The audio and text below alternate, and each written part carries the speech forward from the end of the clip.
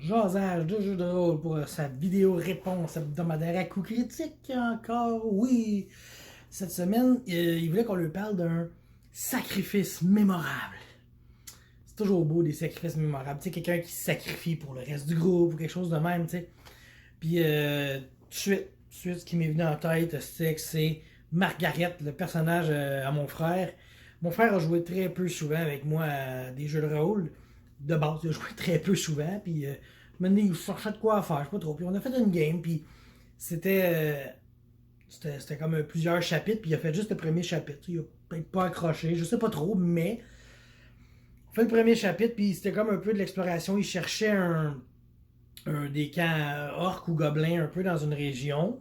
Puis là, un moment donné, ils apprennent qu'il y a un elfe qui est comme au-dessus de ça, puis l'elfe, il donne des plans aux orques. C'est pas que les orques sont comme plus efficaces que d'habitude, tu sais. Fait que ils font leur recherche, puis maintenant ils remontent une rivière. Puis, un moment donné, ils arrivent à une place, puis ils réalisent que l'elfe en question est en train de faire, il y a un puits, et il est en train de faire une incantation. Puis ce que ça va faire, ce puits-là, ça va sortir du mal. Fait que c'est comme un gros liquide noir, comme pétrole, qui va déborder. Puis, s'il l'arrête pas, ben, ça va sortir, puis ça va couler, puis tout ce que ça va toucher, ça va le détruire, le corrompre, puis tu sais, quand ça sortait du puits, ils l'ont vu un petit peu, mais pas trop, parce que Margaret était là. Tu sais, genre, tout ce que ça touchait, ça montait dessus, puis ça le faisait fondre, puis ça laissait juste comme des restants dégueulasses de ce que c'était, tu sais. Euh, puis, ben, c'est ça. Je me souviens que c'est que Margaret était un rogue. Et ce rogue-là, un moment donné, il a comme pogné un papier d'affaires. Puis c'était écrit que la seule manière de sauver l'île, c'était par le sacrifice d'un valeureux quelqu'un, tu sais. Puis on s'attend toujours à un paladin ou quelque chose comme ça, tu sais. Puis c'est ça, ils ont réussi à battre le boss. Puis je me souviens, le boss, je l'avais fait cool parce que il y avait des espions. Puis là, les espions, ils ramenaient toujours des informations à cet elfe-là, dire attention, il y en a un qui fait ci, attention, il y en a un qui fait ça. Puis, fait, quand les joueurs sont arrivés à affronter cet elfe-là, l'elfe était calissement prêt. T'sais, il disait ok, je sais qu'il y en a un qui a une armure de fer en métal. Fait que c'était préparé le spell.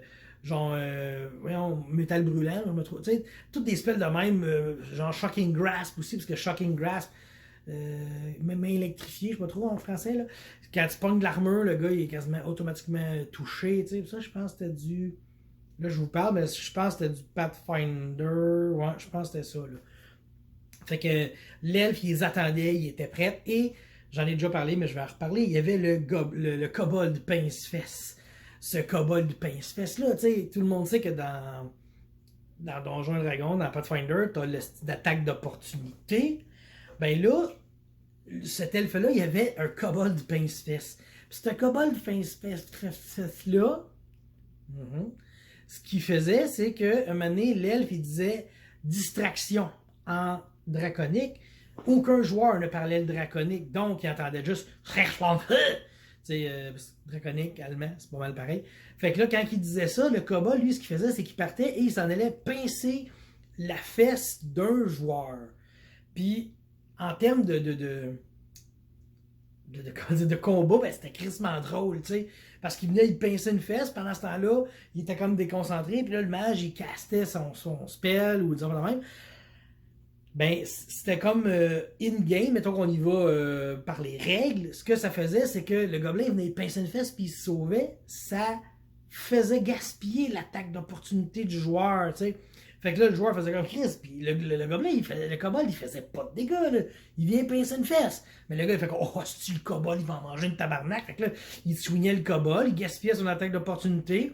Fait que après ça, ben, l'elfe lui arrivait, puis il venait caster genre Shocking Grasp sur le gars, ou un spell de touch super efficace, tu sais. Fait que c'était comme ça. Moi, j'ai trouvé ça tellement drôle, un kobold pince-fesse qui vient déconcentrer l'autre pour bypasser un peu les gens qui trippent trop sur les règles puis l'attaque d'opportunité. D'ailleurs, j'ai déjà fait une vidéo dans le passé sur l'attaque d'opportunité. Un chef-d'œuvre. Vous devrez aller le voir ça, j'étais jeune dans le temps.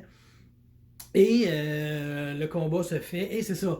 À la fin du combat, quand que l'elfe, il restait, je pense que genre quand il restait le quart de ses points de vie, ben là, il se déplaçait vers le puits, puis là, il faisait exprès pour se battre proche du puits, tu sais, parce que pour enclencher le mal, il fallait que le mal tombe dedans.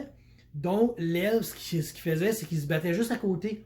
Puis en mourant, ben, en se faisant toucher mortellement, ben, lui, ce qu'il faisait, c'est qu'il se laissait tomber dans le puits. Donc, il se sacrifiait dans le puits, tu sais. Fait que, tu sais, les joueurs, eux autres, quand ils tombent à zéro, ils sont pas morts, ben, l'elfe, tu sais, vu que c'est un boss important, un NPC important, tu sais, il était pareil. Fait que, tu sais, il tombait, il était encore conscient, fait qu'il se pitchait dans le puits, puis là, le puits le tuait et il mangeait le mal, puis ça débordait partout. Et bien, c'est à ce moment-là que Margaret a fait sauvez-vous, je sais quoi faire. Puis là, le monde s'est sauvé, puis là, Margaret est partie à courir, puis sauter dans le puits, puis ça l'a comme arrêté le mal de choses, puis c'est revenu parce qu'il s'est sacrifié volontairement, puis tu sais, c'était un. Même si c'était un rogue, là, il était peut-être pas nécessairement d'alignement bon, là, je me souviens pas, mais il faisait l'action pour le bien, fait que ça comptait, ça marchait, tu sais. Fait que il a sauvé comme l'île au complet, parce que vraiment, s'il faisait rien, le noir il aurait été jusque dans l'eau, puis ça aurait tout détruit, tout tué. Fait que le sacrifice de Margaret a sauvé l'île et a complété le premier chapitre de mon aventure que je me souviens plus. Là. Je sais pas si c'était l'île aux scorpions. J'ai eu plein d'aventures de même que j'ai nommées. Puis vu que c'est une île, c'est ça. Fait que mais je m'égare. Fait que c'était ça.